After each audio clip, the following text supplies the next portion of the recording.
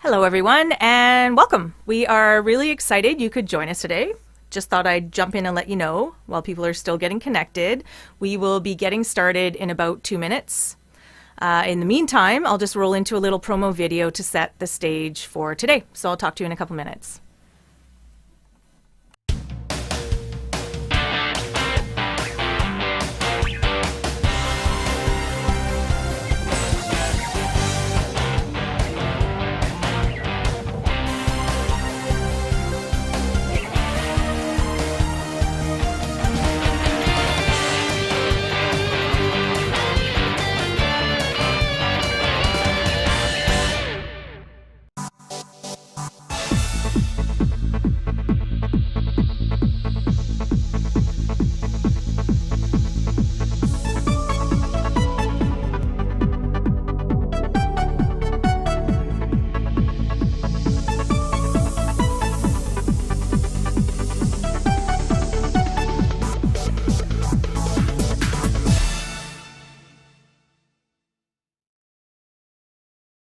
All right, hello again. Let's get going.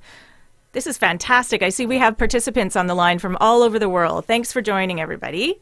My name is Megan, and I'll be queuing up what we hope will be a quick look at the Magnetracks platform for not only artists and people in the creative space, but also established publishers, music libraries, and also labels.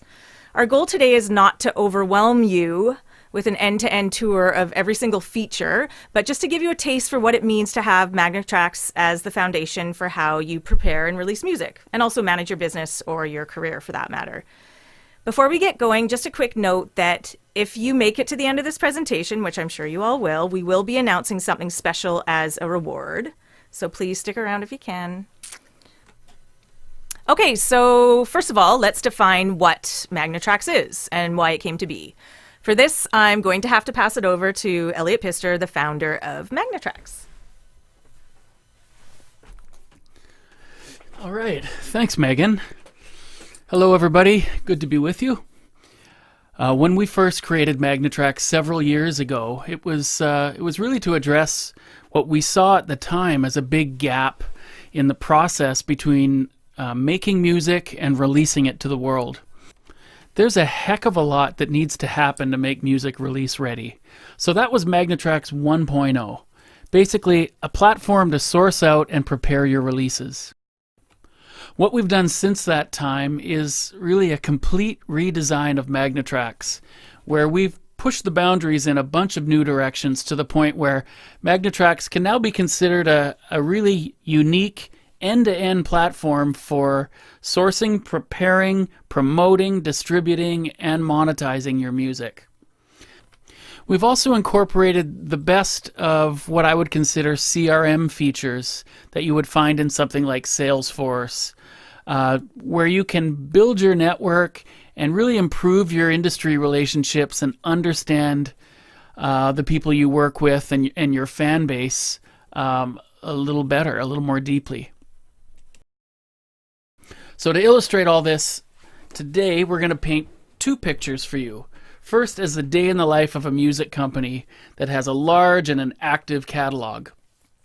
So the kinds of things they would worry about are having a robust music search engine, of course, that includes all your metadata and mixes and alts and stems. A way to source new music in a controlled way from a writer network. The ability to create playlists and promote and pitch your music. And of course, lots of options for distributing new releases to the marketplace, as well as somewhere to manage all your contracts to make sure paperwork is tied to the right asset, which is really important when you have a huge catalog of potentially tens of thousands of tracks. Managing rights holders would be important. A way to handle all of your licensing activity. And of course, you want to be able to manage and understand your clients and really know their full history and be able to report on it. So that's our first group. Our second group, or our second half of the demo, is going to be a day in the life of a songwriter or composer whose big concerns are, again, having a catalog, of course, of their own music and all their master files in one place. Having the ability to access everything from their phone or a mobile device so that they can, capture a contact from an event or pitch music spontaneously. Of course, songwriters and composers now are their own distributors, and they want to be able to get music through the new streaming channels like Spotify and Pandora and Apple Music. They also need to schedule and manage their own live gigs. And so there's features to be able to handle bookings and all the work that goes into setting up a really successful gig. Connecting with your fan base through social channels is important, and we give the tools to be able to engage your fan base that way. And then lastly, just one place to be able to manage all your writing splits, your publishing deals, and all kinds of other documents. So why don't we get right into it here? So there are really 3 ways for you to access Magnetracks. First of all, you have a dedicated phone interface that's brand new to Magnetracks, and it lets you do most of what you're going to see here today on your phone of any sort. So it doesn't matter Apple or Android. We have an optimized experience for phones. We also have an optimized experience for tablets. And then what you're seeing here is more of a desktop or laptop full screen view. So I'll begin by signing in. And right off the top, if I am playing out the scenario where I'm a creative director at a music library, for example, there's a lot of information here that I have right at my fingertips as soon as I log in. So right on the activity dashboard, I see things that are to do with current activities. So for instance, my tasks, overdue tasks, maybe new documents that have been uploaded by a rights holder that I need to take a look at. And I also have things relating to ongoing music productions, so demos that have been submitted that are awaiting review, and then tracks that are in various stages of completeness and not quite ready for release, but we're getting there. And a lot of sort of at-a-glance statistics. I've also got a lot of charts and ways to visualize what's in the system. So the things that I've got on my dashboard here include, where are our plays coming from? So you have, and you'll see in this demo, a lot of different ways that you can send out music either publicly or distribute to clients or to streaming networks, that kind of thing. So what this is showing me is basically where I'm getting the most action from. And then shown a different way, these are the tracks that are getting the most play. So with all of these dashboard charts and lists that you see on each one of these tabs, I can edit this and change it completely to make it suit my situation. So if I'm not interested in direct licensing my music, I might remove any charts to do with that, and I might instead replace it with something from this list, or maybe it's a view, or in some cases we've even got extras. So these are widgets from all around the music industry for common things that you might like to have access to. For instance, if I'm an ASCAP member, I can throw an ASCAP member login right on my desktop or right on my dashboard, so that I have a quick way to get to that login screen and just check out my latest royalty statement or whatever it might be. So this whole dashboard is customizable by you, made to work the way you want to work. All right, so just looking at the top here, you can see there's a bunch of different areas that represent big, deep areas of functionality in Magnetracks. So obviously most important is your music catalog. So if I go into the music area, you see I've got a bunch of different lists of tracks depending on the status. I've also got all my playlists that I've sent out to clients, the catalogs I represent. In projects, which is basically you can use the word album or project interchangeably. These are all the releases, or these are all the albums that am working on or have completed. I've also got a schedule view, which I'm going to talk to a little bit later. If I enable the new distribution features, then I'll get this tab as well, which allows me to send releases to all the major streaming platforms and stores. Network is where I would go in and manage my contacts and my the companies that they work for, and really see a full history of my relationship with each of these contacts. So I'll touch on that in a little bit.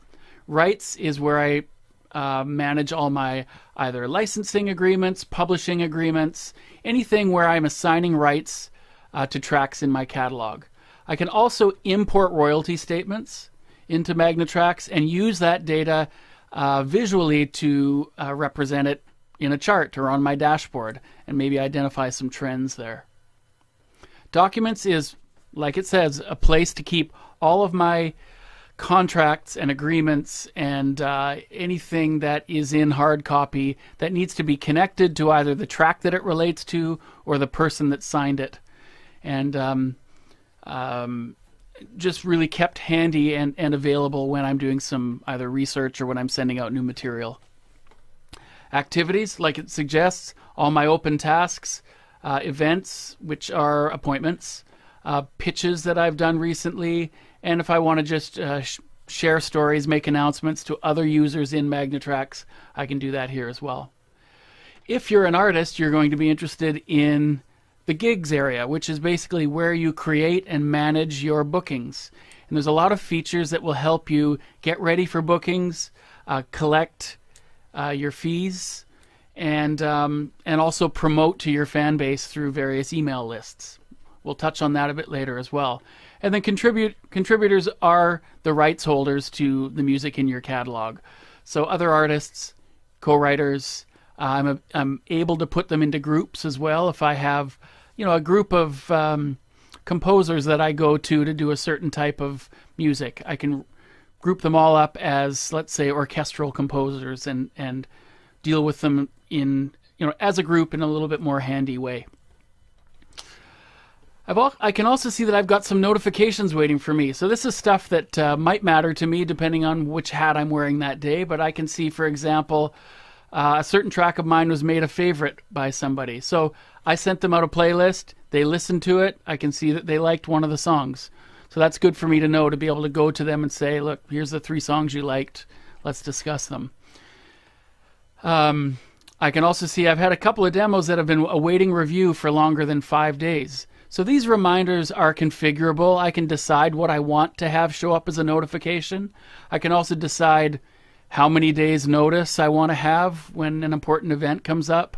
A lot of these things that you're seeing here today, I have the control to change, turn off, enable, and that includes the notifications. I've also got just an overall calendar of everything that I'm working on. So this includes things like gigs. It also includes rights assignments. It includes all my activities, tasks, and then anything that's related to a project that I'm working on. So this would be, for example, the project deadline, or maybe it's a rights assignment renewal date, or maybe there is a reversion date. These things are all shown in your calendar automatically without you having to feed or update your calendar. Okay, so I mentioned that probably the center of everything is your music catalog, and let's go into our music catalog now. So I'm going to start by visiting the All Tracks page. And in All Tracks, like it suggests, this is everything that's in my catalog, regardless of the status that it's in. So you can see here that I've got a track that still requires some edits. I've got another couple that are what I'd consider active/complete, meaning they're ready for release, they're ready for the industry. I've also had a demo that was declined. Well, just the fact that it was declined in my review process doesn't mean that I want it to go away. It might be something I want to have handy later. So all of these statuses I'm going to talk about in a couple of minutes when we go into creating a project and getting music ready for release. If I wanted to, I could just filter this list down to, let's say, active tracks. And now I'm only dealing with things that I know are ready to be sent out to music editors or sent out somewhere into the industry. So of course, being a catalog-centered system like Magnetracks is, there's a lot of features around searching and managing your catalog. So this includes things like the search function, which allows me to search either individual fields or building a search that's a little bit smarter than just a text search. So for example, maybe I'm looking for anything that is rock, but isn't ambient and isn't blues, and maybe doesn't have guitar in it.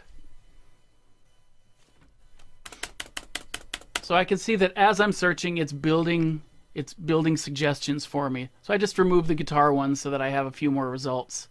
So I'll just click on all my rock, non-ambient, non-blues tracks, and I can go through these and I can listen.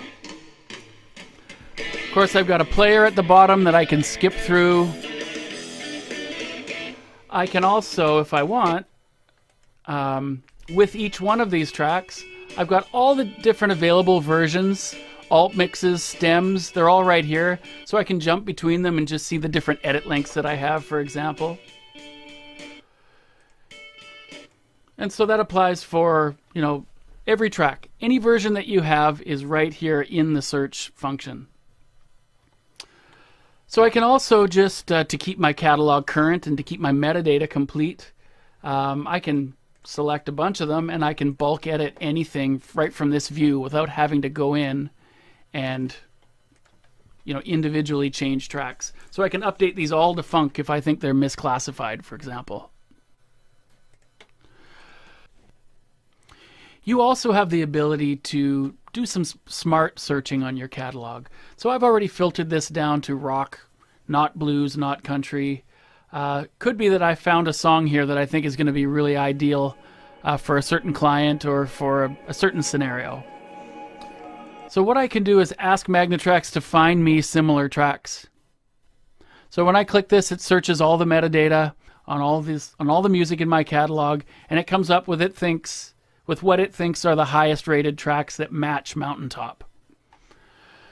So all of these tracks now I can then select, and I can add to a playlist if I like. I could send these out just directly by email to a client. I've got a lot of different options that I'm going to get to shortly about how you can promote and distribute your catalog.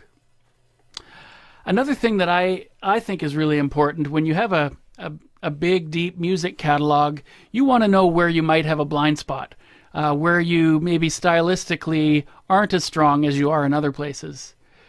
So just starting from whatever list I'm looking at, in this case it's the all tracks list, I'm going to go up into this area and I'm going to click charts.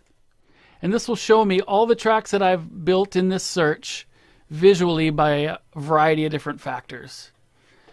So for instance, I have a pie chart here that shows me all these tracks by status. So I can see that I have a lot that are still in different phases of production, and 57% of them are ready to go. I might also want to see maybe tracks by era. And here I see that I've got a lot of retro tracks, a lot of futuristic sounding things, and what I'd consider modern. So maybe I have a good blend in that case.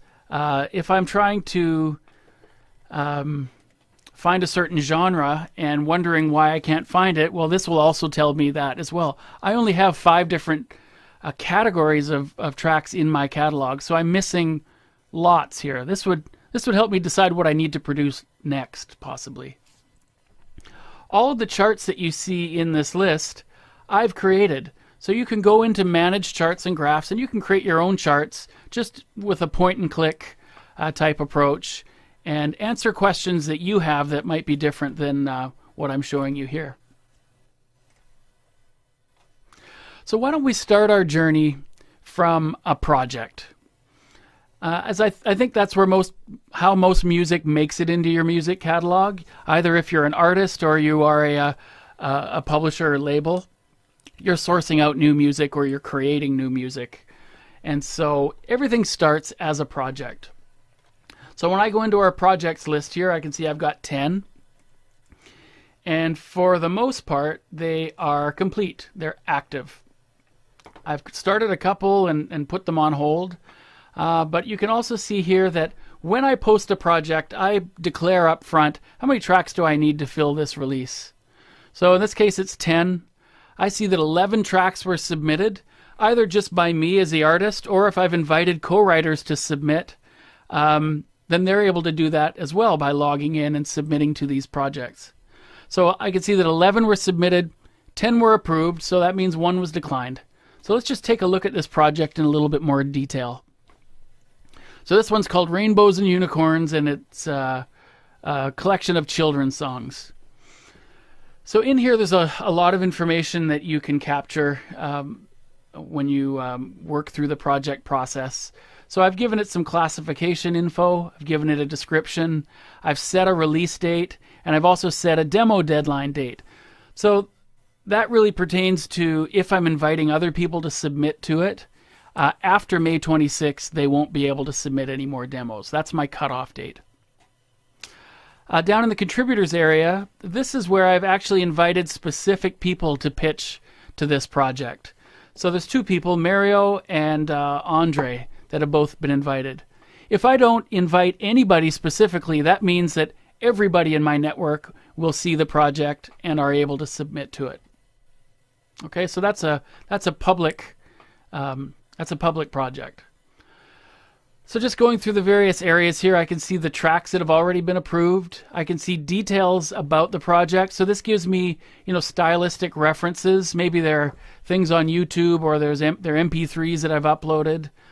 Some of the submission requirements, what kinds of formats I want tracks to be submitted in, and then the deal that will apply. This is all customizable, so you can either create your own submission requirements or just do away with all these details. And then just like everything else, I've got some statistics. So here's visually where this project is at. Okay, so those are the broad details of a project. I think everybody that releases music professionally knows very well that getting music ready for the marketplace is more than just collecting a bunch of tracks together. There's a lot of administrative and contractual work and logistical work that goes into preparing that release. So Magnetracks, like we mentioned in the beginning, really handles all that busy work head on for you, or at the very least helps manage it and makes it easier to stay on top of. So for instance, when I'm creating a new album that I intend to, let's say, distribute to Spotify and Apple Music, there's a lot of tasks that have to go into that. So one thing that I might do is assign a lot of those tasks, or let's say standardize a lot of those tasks into what we would call a task list. So if I say attach and then task list, this lets me pick from a list of things that I know have to be done for every new album release. There could be 15 tasks in here. So just by picking that task list, selecting the start date that I want those tasks to be calculated on. And then I can even say, all right, anybody that owns a task needs to be notified that they have it by email. So I'll just hit ready. And what Magnetracks is doing is it's generating a bunch of standard tasks, and it is assigning them to other people where necessary, or maybe it's just assigning them all to me as reminders. And now I know what needs to be complete before I can consider this album release worthy. So where do all those tasks go? Well, first of all, I can see in the left-hand margin here, there's a bunch of open tasks now. I could also go into what we call the schedule view. And if I hit the scheduler, and let's just look at this in a readable way. For my Rainbows and Unicorns project, I see that there are a bunch of tasks that have been assigned. So they fit into two different categories. Things that are just project activities. So that might be administrative stuff. But then there's also tasks that are specific to the individual tracks. So like getting the metadata complete for each one of these tracks, for example. So all of these have been auto-assigned. And what I can do is I can either view them by the track, or if I want to flip over to the by person view, and we'll go back to the same layout, I can see them by person that they're assigned to. So if I have a big and busy music library business, I might want to use 3 or 4 different resources to complete these tasks and assign them accordingly. So I can just see by looking at this that Jesse Jameson, that's me, has a pretty busy week ahead. So what I can very easily do is just say, I'm going to take some of these metadata tasks and I'm going to assign them to Taylor or I'm going to assign it to David. I might even shift the times around a bit and just balance out the workload. As soon as I drag and drop a task to somebody else's line, they get an email and a notification that shows up here that they've been assigned something to do. So this is just a very easy way to keep on top of what could be a lot of activities to get a big release ready. Okay, so now that I've created the tasks, I've started to invite submissions to this project. Let's say we're a little bit further down the road here, and now I'm actually ready to release these 10 songs. So how will I do that? And what does that mean to release it? Well, basically it means all of the tracks that are part of this project should now be complete.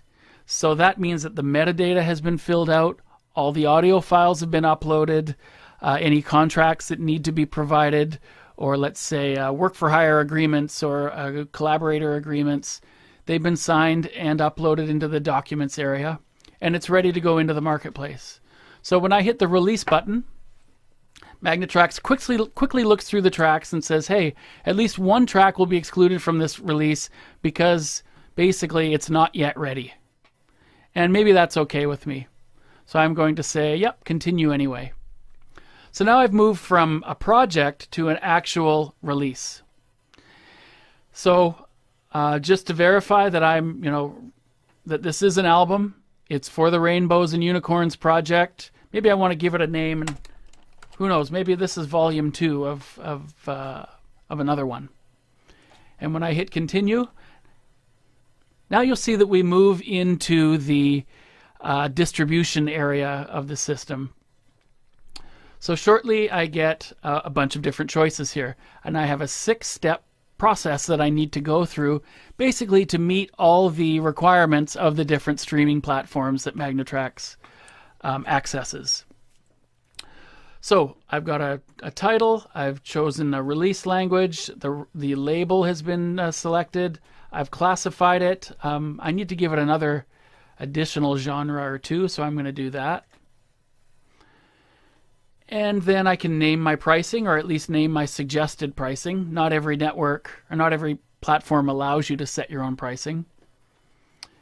It's auto-filled the artists that have contributed to the album, and now I can proceed to the next step.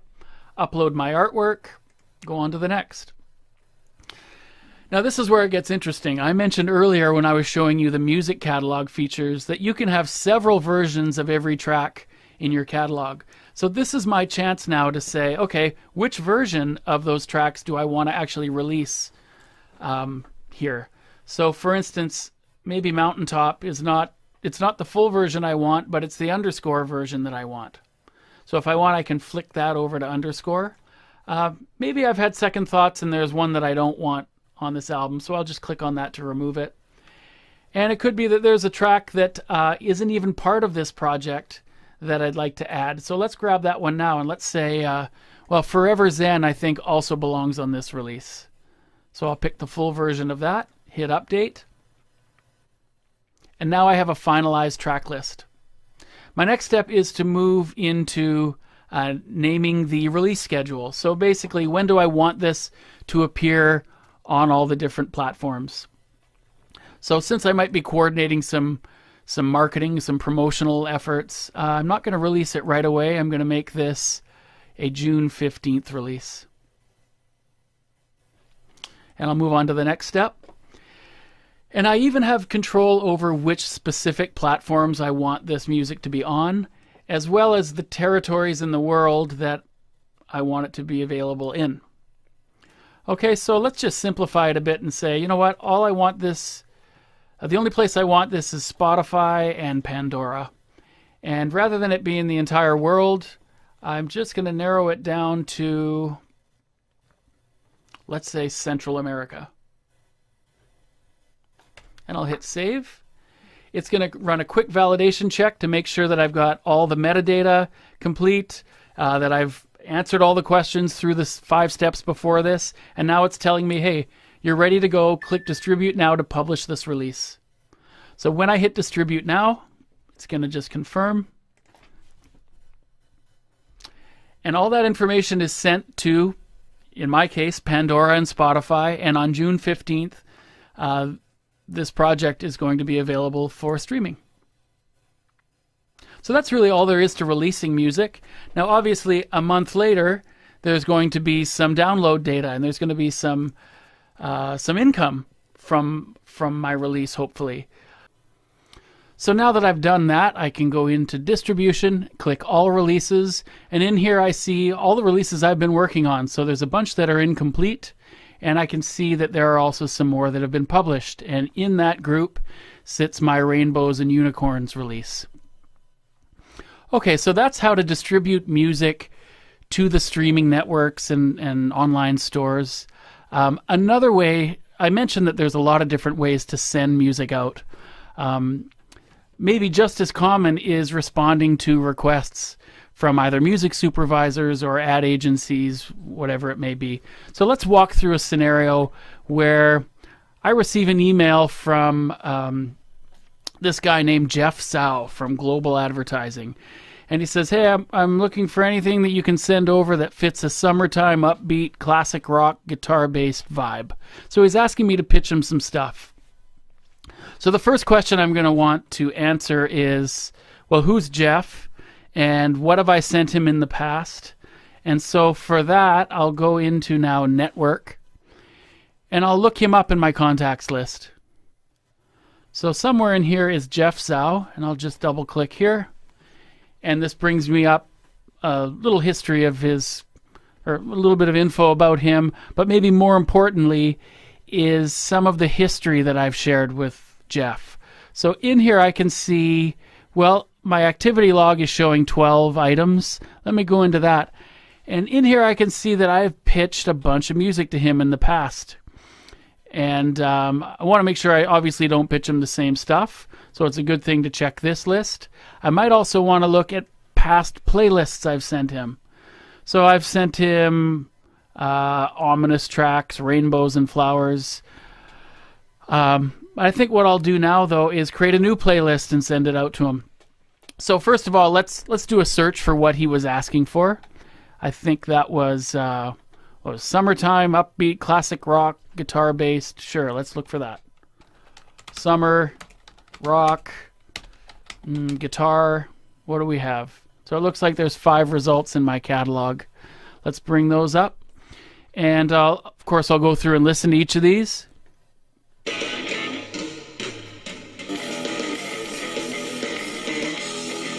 Okay, maybe I like that one. What about Good Times? Not bad. So I'll go through this and I'll filter it down to the ones that I really want to send him that really hit his request, hit pretty squarely what he's looking for. So let's pick that one, Sit and Talk. And now I can say, let's create a playlist. And I will call it American Eagle Tracks.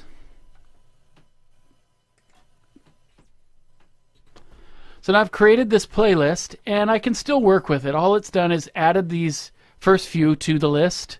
I've given it a name. And now maybe I changed my mind and I do want to include Back Alley. So let's just grab Back Alley and let's drag that in there. We've added that. And now I can send. So there's a lot of different ways that you can send music. If he's just looking for masters, he's already heard these songs and he loves them, and now I'm sending him full res versions. I can send those by FTP, or I can just send them as email attachments in MP3 form. I can also send these to a private playlist on SoundCloud that allows him to make comments and we can collaborate that way. Or I can upload them to my Box account and have him just download them from there. Maybe the most flexible way to pitch music is using the playlist feature. So when I say playlist, it gives me a bunch of options here. And it allows me to create a nicely branded private playlist that only he can view, and it allows him to interact with it and share his feedback with me. So just briefly, when you're putting together a playlist, you need to be able to say, hey, am I going to send this out to an entire email list? And this might be all my fans or all music libraries or all the contacts that I met at Midem. I can build these email list very easily. But today I'm going to send it to an individual, and it's going to be Jeff Sow. I can also add my own description, like here are those tracks for the American Eagle commercial. And I can set some options like, do I want this playlist to expire after 7 days so that these songs aren't being held indefinitely for him? Do I want to limit the number of times that this can get played or downloaded just to prevent it from being shared with a bunch of people that I don't know who they are? Do I want to allow downloads? Do I want to allow holds? So this will give Jeff a chance to pick songs, put them on hold so that I don't pitch them anywhere else, at least for a short time. So once I'm done with all those different options, I'll say send playlist. And he's going to get sent an email with a link to a nicely branded playlist that you can see when I click right here. So this is what Jeff sees. So there's my personalized message at the top. I've got my own company logo and contact info if he wants to reply back. And then he has a chance to go through and listen to these tracks. And he can decide if there's anything here that he really likes. Maybe he does like that one. And maybe he wants to request a hold on that one. Let's listen to the next one. All right, I'm going to make that one a favorite as well. So Jeff can also leave a comment if he likes.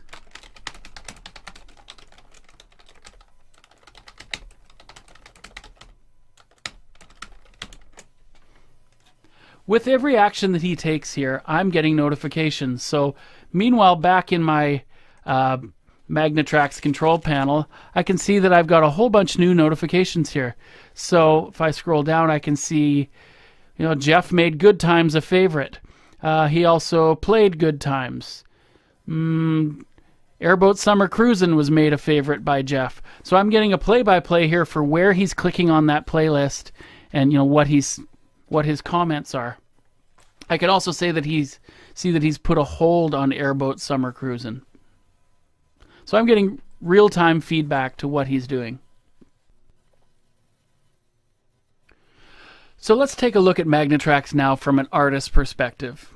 Now, what would an artist want to use Magnetracks for? Well, I think just the very fact that you have all of your music, all your deals, metadata, and all your promotional activity is starting from one place is a giant step forward in the life of an artist. So if you're a songwriter, producer, composer, you want to really be able to react quickly to opportunities.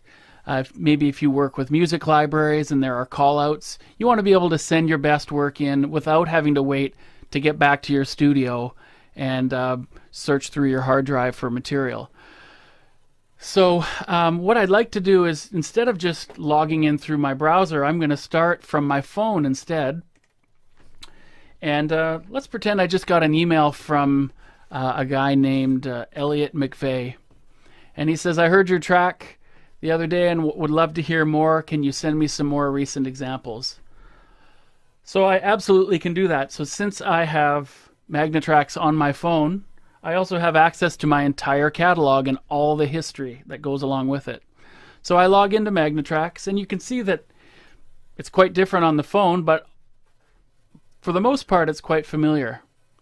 So I, of course, have a dashboard. I can also go into this area at the bottom, and I've got my entire music catalog right here.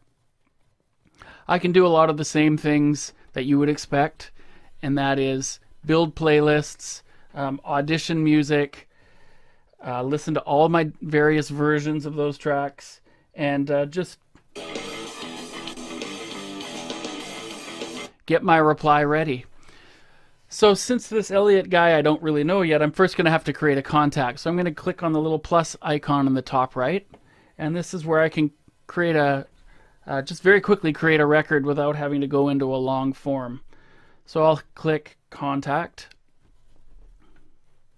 And it's just going to ask me for the very basics here. So I'll say it's Elliot McVeigh, and The email was something like that, and I can save him.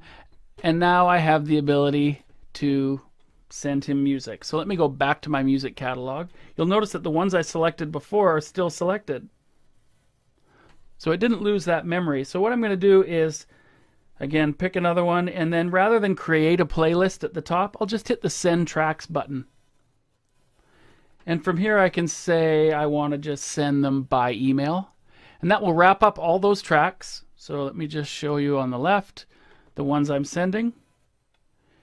And I can grab Elliot from my contacts list now. If I want to BCC or CC somebody else, I can as well. So I might as well do that. Let's grab, I don't know, how about Jason Smith? Let's add him to this. And I've got options like, do I want to use a pre-formatted email template? Maybe I've created a really nice looking, nicely stylized template. Do I want to send all the attachments as a zip file? It makes it a little bit more convenient and easy to get through the wire into somebody's, through somebody's email server. If I want, I can even include the metadata that comes with those tracks. And then I can craft my email a little bit, or just use the default one that came up right away and hit send email. And now he's been sent some music. So from when I received the email to when he received a response, it might be a matter of minutes before that happens. Okay, so just going through the phone application a little bit, you can see that I have all the same headers that I have in the full browser view. I've also got the ability to pull up my projects, to look through my network, to assign rights, to upload documents. Again, it's the same experience, just in a different format, made to work on the phone. So let's leave that behind now and let's log into Magnetracks. Now, one of the things that an artist is likely going to spend a lot of time doing is just in updating their metadata, making sure all their audio files are current in the cloud, and they're available for quick turnaround opportunities like I just showed you. So let's start with one of our tracks here. Maybe this Rock Me Amadeus. So I'm going to go into Rock Me Amadeus, and let's say I just created another version of this. And so I'm going to add this into my audio files area. So if I click on audio files, you're going to see I have all these different versions that I've uploaded. But I want to add another one. So let's do that. And I'll just grab any file here. When I upload, I can then name what type of mix it is. Or if it's a stem, I can even say, well, yeah, this is only the brass stem, for example. But I'll say this is a full version alternate mix. And I'll start that upload. And I can do this with 10 or 12 mixes all at once if I like. I can even drag in 15 files into this area and just let it go and leave it. So it's a very quick and easy way to get all your files from your DAW into Magnetracks and uploaded and available for me to do whatever I wish with them. So that's audio files. Now, one of the things I might like to do also is to promote this track. So I can easily just go up into Send, and I get a bunch of different options. Some of these that you've seen before, but others you haven't. Like maybe I want to share this on Facebook. So by picking Facebook, I can just say a little something about the post. I can hit Post to Facebook.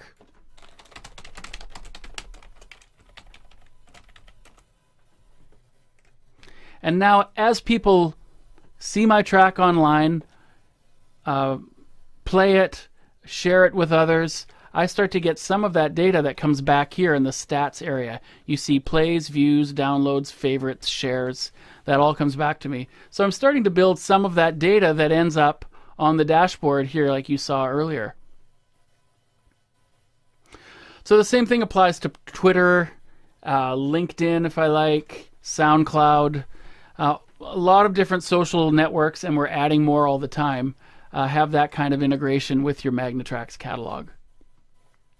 So we've just got a few minutes left here, and so I'd like to use the rest of this time just to talk briefly about how Magnetracks allows artists and bands to use it as a way of organizing your bookings and coordinating all the activity that surrounds your live gigs.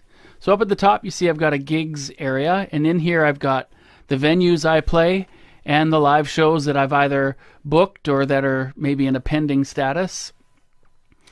And this basically just gives me a calendar of all my live shows that are upcoming, and I can see that this looks like a pretty busy week for me. Each gig that I enter into Magnetracks allows me to do some of the same things that I was able to do with a project, in that I can create a task list for everything that needs to be done in the run-up to a show, and I can just add that task list to this gig. So I've got one called the Gig Preparation Checklist.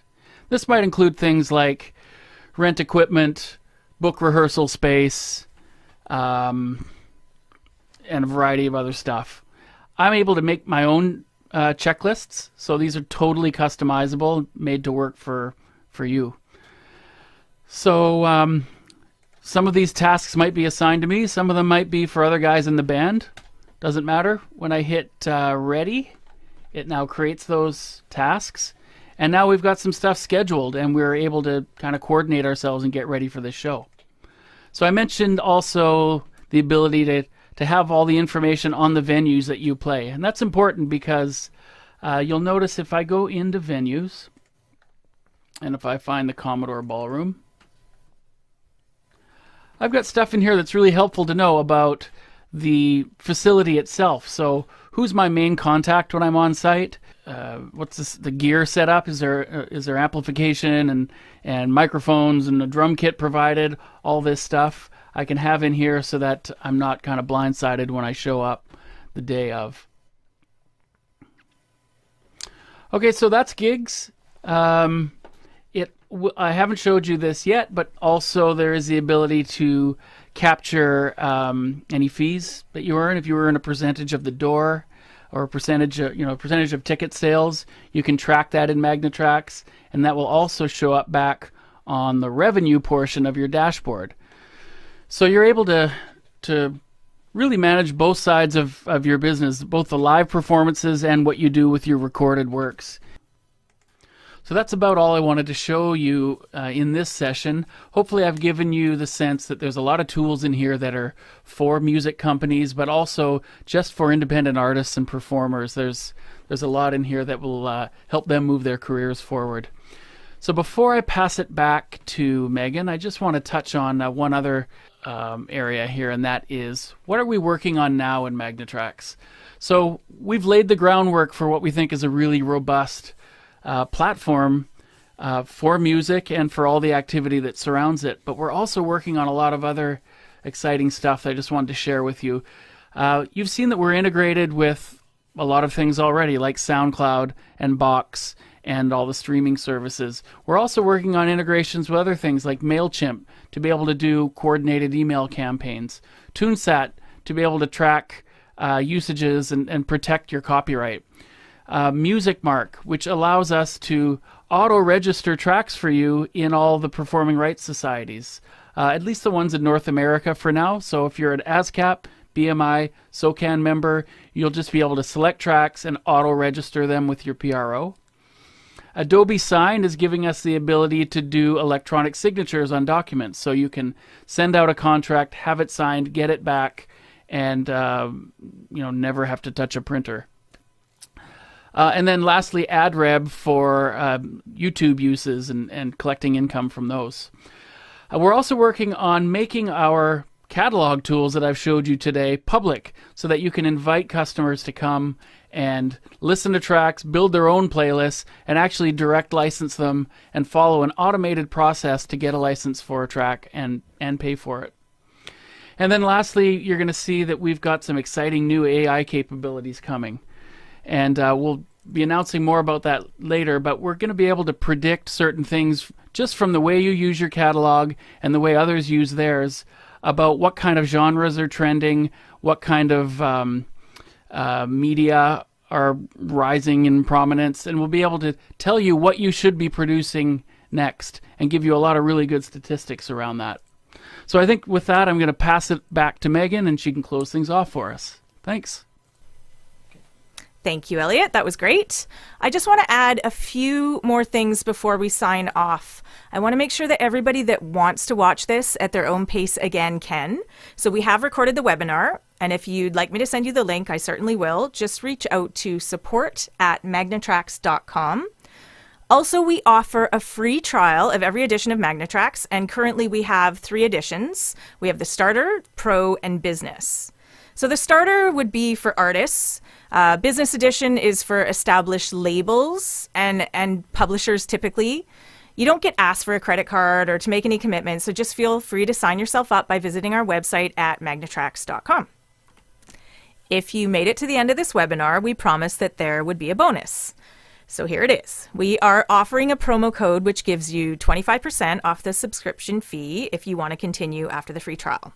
That promo code is Magnetracks05, and when you sign up, you'll be prompted to enter that in.